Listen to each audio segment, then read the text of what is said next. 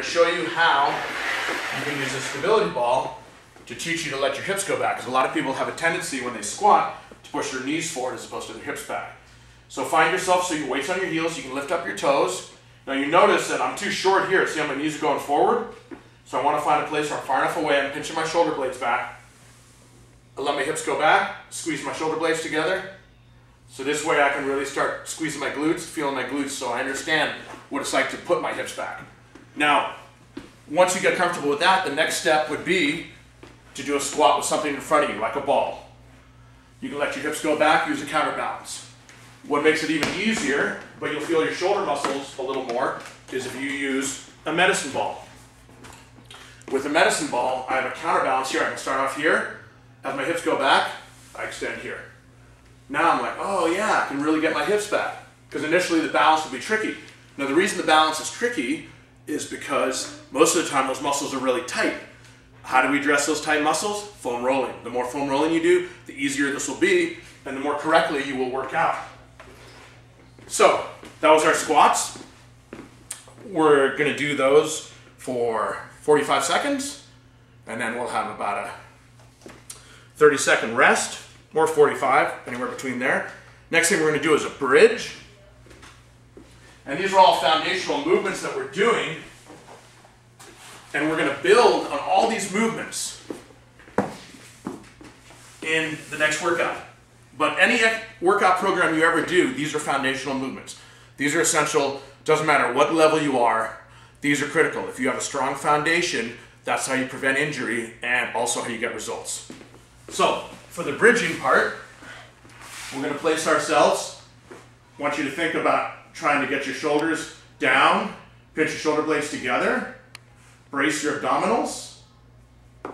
And now I'm going to use my glutes and my abdominals to lift my hips up, squeezing my glutes, bracing my abdominals. Neck should be relaxed. I don't want it to be crunched at all here. I can use my arms as much as I want here. If you have good balance, you can extend your arms straight up, shoulders retracted. I'm lifting my hips up, squeezing, holding, and then come back down. I want to do maybe a 1 or 2 second hold, just so I learn to control that maneuver. Notice I'm pressing through my heels again. That's kind of a dominant thing when we think about a lot of times lifting, it's pressing through our heels. So I don't want to be up here where I'm on my toes. I want to press through my heels. So I want to find a place, see if I can get everything so it's nice and parallel. And a lot of times, a way to check yourself is, again, these medicine balls are really handy for that. You can get a light one or a basketball or a soccer ball, put it between your knees, and squeeze the ball the whole time. That'll let you know that you're keeping good alignment the whole time, and that's what we're trying to do. Weight in the heels, you can lift up your toes if you want, squeeze everything together so it's all firing the way it's supposed to. Excellent. So after we, again, we'll go for time on all these, and you'll notice that your condition will get better. As you need to rest, go ahead and rest. Okay, next thing we're going to do is a lunge. Now a lunge, we're going to start off with a back lunge. A lunge is very challenging because often people put a lot of pressure on their knees. So with a back lunge, I want you to just kind of slide a foot back as you need to. When you have a long enough stance, now there's 2 ways to look at it. It's not just a long stance, but if you look at me from the front, if I put this a little more width here too, I have more stability. If I have better balance, I can be narrower. So it's wherever you are, we're trying to keep our hips square. So we want, if my left leg is forward, I'm trying to really think about my left hip being back and my right hip's forward here. So now I'm going to descend with the back knee. It's not about the front leg, it's about the back leg. So on my back knee, go straight down. Pinch your shoulder blades together, brace your abdominals, squeeze your glutes. So I'm going straight down. Notice how rigid I am in my core the whole time here. This is a nice straight line. I'm not torquing here or here. I don't lean forward, I don't hinge at the hips at all. I go straight down. So my back knee is going straight to the ground. Everything should be parallel. We're looking for parallel with your calf to your quad, and then come back up. And you're really going to feel your glute firing here. It's about rear glute exercise. So if my right leg is back, it's about that right glute lifting. This quad will help, but it's not the dominant mover, it's the glute. Notice I'm not shifting forward at all here. If you want to test yourself, lift the toes of your front foot, and then you know you're on your heel. Now, if this ends up being too challenging, you'll find maybe that one leg is easier than the other. we're trying to get balance on both, but really figure out where your balance is. You're also going to feel a tremendous stretch here, and this is again that tight spot we talked about.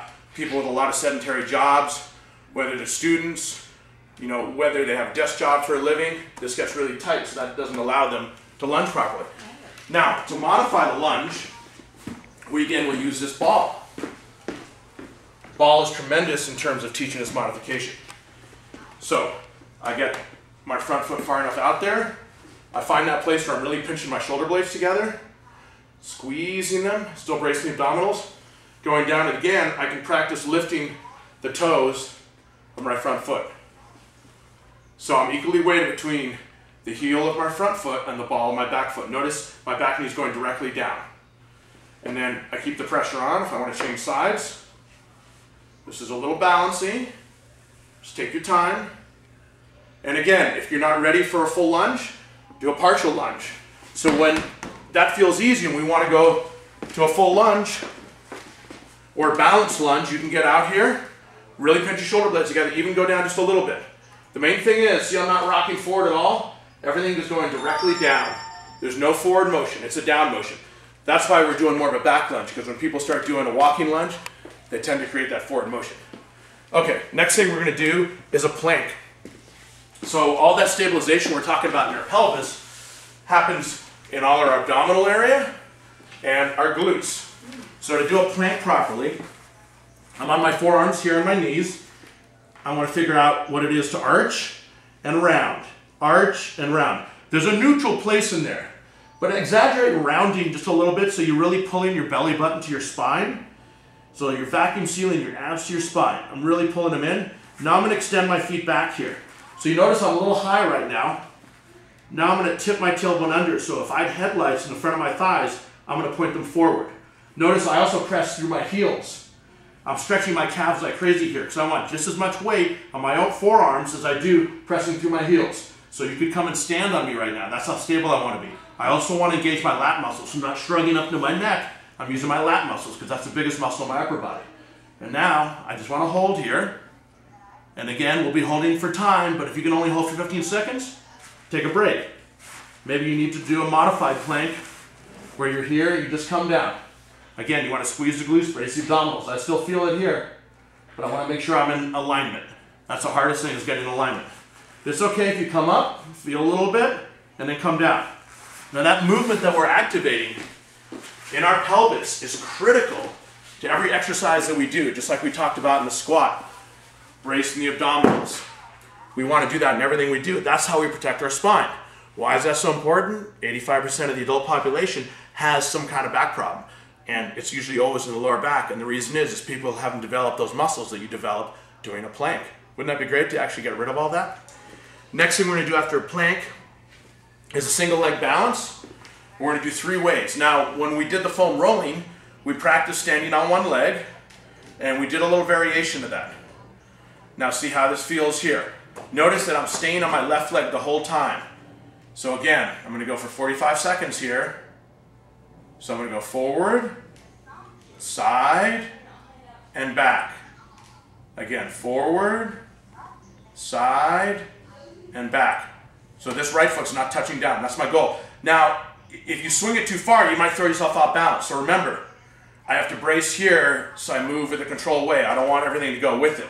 I'm really stable on this leg. Even if you move it just an inch, that's fine. An inch this way, that's fine. An inch back, that's fine. We want to learn to control it. It's more about the standing leg than the leg that's moving. And then we switch to the other side.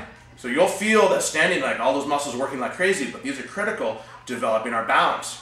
And remember, if we don't have good balance, it makes exercise really difficult. It makes moving difficult. We want this to help you with your everyday movement in terms of walking, going up and down stairs, being able to control objects like your kids and other types of things that you have to deal with in your life. So again, I'm controlling it. You know, if I want more range of motion, I can move up here. But notice I'm staying stable here. This is where my flexibility allows me to go. So I'm staying stable there. I'm staying stable here. The glutes are really firing. Feel a nice hamstring stretch there. You'll feel your side glute muscle, your glute med here. As I go back, feel my glute maximus here. But notice I'm staying really stable here. Good. Now after we do that, we're going to do some mountain climbers. If you have wrist issues, you can do this on your forearms. You can put down a pad. You have a mat like this, make it super padded. But we're going to start off here in a push-up position. Again, if this is too hard, the mountain climber is a little bit more difficult down here. You'll feel your abs more. If you can't get into a push-up position, we'll do it from here. So notice the push-up position is exactly the same as my plank. I'm pressing through my heels, squeeze my glutes, bracing my abdominals, and using my lat muscles. Now I'm just going to bring a knee in, bring it back. Bring a knee in, bring it back. If my feet are together, it's harder. If my feet are wider, it's a little easier. I can just kind of shift my weight a little bit. And then if you can move a little bit more, bring the knee in a little further. But again, we're learning to control this movement the whole time. So those are your mountain climbers. Next thing we're going to do are walkouts. So now we're going to combine some movements. We've done some squats, and we've learned how to do that push-up position from doing the mountain climber. So we're going to squat, arms parallel to the ground the whole time. Now I hinge forward, walk my hands out, get into my nice solid position, feel my glutes, and brace my abdominals. Now as I walk back, I'm still feeling my abdominals. Walk all the way back till I'm on my heels, arms parallel to the ground, stand up. Those are the walkouts. Pinch those shoulder blades together, keep those shoulders down. Next we're going to go with groiners, and we're going to do this with stability ball. The bigger the ball, the easier it is to do. That goes for most things, usually with the stability ball. So this will also give us a really nice stretch. So I'm going to start off my forearms on the ball, and I'm going to bring my left leg forward. See how I can lift up my toes? So I'm on my heel, and I'm pressing through the heel of my right foot as well. Feeling this nice stretch. And I can move around a little bit. I can shift, see if I can hit some different spots there. Now what I'm going to do is I'm going to match feet. You're going to feel your abs a little bit here. This is kind of preview of workout number 2. And then bring my foot forward. Again, feel that so you can really feel it. And you can also do some variations here where that extended back leg, I can let the knees start to bend towards the ground. I can let it touch if I want to rest. If your knees are okay, you'll feel some different stretches here. Really let things open up. Then I'm going to match again. Bring it forward. Just get a nice little stretch. And again, just only go as fast as you can control it. Just take your time. We're getting a nice active stretch here. Getting good movement. Good. And again, we are feeling how our plank helps us so much, and how we're getting some really nice opening. Now, that's the end of the workout. We're going to do some stretches with the ball. You already did a stretch right there. We're going to continue on with some other stretches. We're going to do a quad stretch. So I'm going to get my foot on the ball. If you have a shorter lower leg, use a smaller ball. I want to really squeeze my shoulder blades together. I can interlock my hands if I want. If I want to feel it more in my quads, I'm going to tip my tailbone under, which basically means I'm squeezing my glutes and bracing my abdominals, and I'll feel more of a stretch in here. I don't need to necessarily shift forward, but you'll notice the more upright that you try and get your posture, right? Because we're always working on good posture. It's the same thing in a lunge. In a lunge, we have a tendency to collapse forward and want to maintain our posture. Because again, we're opening as we're strengthening. Good. So after you do that side, you can just match yourself up here. You don't have to do it that way. Whatever works for you. We're going to do a nice little stretch there. Again, tipping the tailbone under. I can get the hands together and lock them. That feels good. So I'm opening up the whole body. Tipping the tailbone under there. It's all about squeezing the glutes, bracing the abdominals. Now I'm going to come over here, put my foot on the ball. You can have your hands up here if you want. You can move the ball around. If you're feeling pretty flexible, you can come down to your forearms. This is a really nice stretch as well. And then other side, I'll bring the ball over, move it around. If you're a little more flexible again, you can come down to your forearms. Feel a really nice stretch here. Now we're going to go ahead and sit on the ball.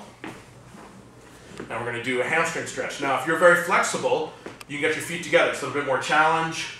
You can grab your toes. I'm a little tight in the hamstring, so I'm going to get a little wider here. I'm going to grab my toes, If you can't keep your legs straight, that's fine. The main thing you want to do is keep your back flat. Notice my back's flat, it's not rounded. So get a nice flat back. So as you're stretching, my back still stays flat. And then if you want to feel more, if you can grab your toes, even if your knees are bent, try flexing your feet, or pointing your feet rather, and then flexing. And you'll feel, the more you point, you'll feel some nice traction in your back. You can also grab your knees with your forearms here, and you'll feel tremendous traction in your back. This gives an amazing release from all that compression we go through on a daily basis. Boy, that feels good. Okay, next what we're going to do is a little bit balancier. Okay, you can always be next to a wall for any of this. Just going to put your foot up here.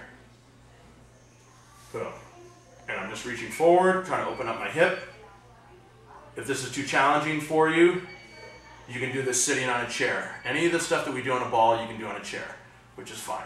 This is just something to wake up our core, wake up our balance, which is critical to being upright, because it doesn't really matter how strong we get. If we don't have good balance, we're not really going to be able to use our body as well as designed to be used. Then I'm reaching forward. And just remember, everybody's an athlete. Contrary to what people think, I'm not athletic. We're all designed to be athletes, and that's what we're teaching you how to do here. And the last thing we're going to do, a nice little opener for our upper body. Here, this feels fantastic. And then one last one. Stretch yourselves out here. You might be on the palms of your hands. You got more open. You can be knife hands, and then on the backs of your hands. Feel that nice opening, that thoracic we've been talking about. There you go.